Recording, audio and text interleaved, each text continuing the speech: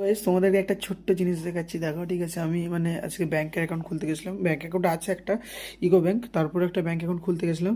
তাতে একটা জিনিস দেখলাম, ব্যাংকের বইটা দেখতে দেখতে প্রথম পেজে একটা জিনিস দেখলাম, সেটা তোমাদের সাথে দেখাচ্ছি। দেখো, এই দেখো, ঠিক আছে। এই মানে এই দেখো, এখানে ফেসবুকের দেওয়া আছে, এখানে ইউটিউব দেওয়া আছে, ঠিক আছে। এখানে সোশ্যাল মিডিয়া, তারপরে ডেস্কটপ টেস্কটপ আছে, ঠিক আছে। মানে পাঞ্জাব ব্যাংক এটা বলতে চাইছে যে যারা ইউটিউব বা ফেসবুক সোশ্যাল মিডিয়া থেকে যারা ইনকাম করে, দেখো ইনস্টাগ্রাম দেওয়া আছে, ঠিক আছে, তারা পাঞ্জাব ব্যাংকে অ্যাকাউন্ট করতে পারো, কোনো হবে না, ঠিক আছে। সব রকম ট্রানজ্যাকশনের ব্যবস্থা আছে। আর সত্যি কথা বলতে আমি ইকো ব্যাংক এতদিন ইউজ করছি বা এসবিআই আগে ইউজ করেছি, বাট পাঞ্জাব ব্যাংকে একটা সুবিধা, যেটা আমি কালকে গিয়েছিলাম হচ্ছে তোমার ফর্ম ফিল আপ করে ফর্ম জমা দিলাম, আর আজকে হচ্ছে বই দিয়ে দিল সঙ্গে সঙ্গে।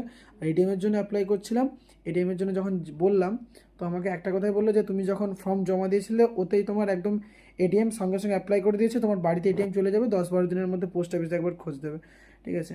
মানে ভাবো এত তাড়াতাড়ি কুইক সার্ভিস কোথায় পাবে। যারা যারা ব্যাংক খুলছো বা খুলতে চাইছো, ঠিক আছে, আগামী দিনে, তো তাদেরকে আমি সাজেস্ট করবো পাঞ্জাব ব্যাংক একদম বেস্ট, ঠিক আছে। আর যারা ইউটিউবের জন্য করছো, তো তারা পাঞ্জাব ব্যাংক খুলতে পারো, তারা যেটা সব থেকে বেশি হবে। আর অ্যাকচুয়ালি বেটার ব্যাংক হচ্ছে এসবিআই, কিন্তু এসবিআই একটু প্রবলেমের জন্য, ঠিক আছে, অনেকে মানে স্লো হয়, কেওয়াইসি জমা দিতে হয়, এই কারণে এসবিআইটা অনেকে এড়িয়ে চলে।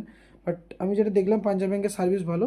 আর ইকোও তোমরা করতে পারো, ঠিক আছে, ইকোও ভালো, আমি ইকো নিজে ইউজ করি। বাট ইকোতে সব জায়গায় তুমি সুযোগ সুবিধা পাবে না, তার জন্য পাঞ্জাব ব্যাংকটা আমি খুললাম, ঠিক আছে। তো গাইস এইটুকু আপডেট দিচ্ছিল, টাটা, গুড নাইট।